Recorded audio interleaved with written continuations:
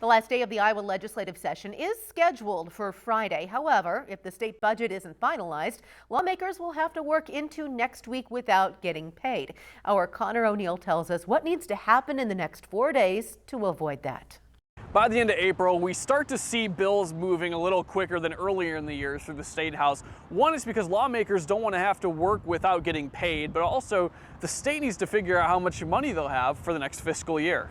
On Monday, the Iowa Senate announced it came to a budget compromise with Governor Reynolds. For the next fiscal year, the state would have $9.4 billion in its budget.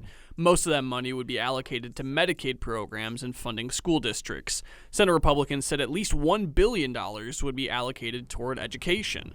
Republicans called the agreement responsible by putting taxpayers first. Moving forward, the Senate still needs to work with the House to make sure it's on the same page with its proposed budget. One of the main components the Iowa legislature wants to finish is its reform to the state property tax system.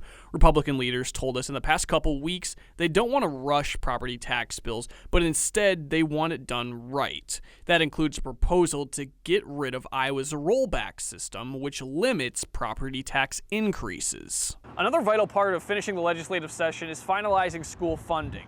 Earlier this month, the state legislature decided to increase school funding by 2% per student for the next academic year. Now school districts await the governor to sign that bill into law. Reporting from the state capitol, Connor O'Neill, Local 5 News.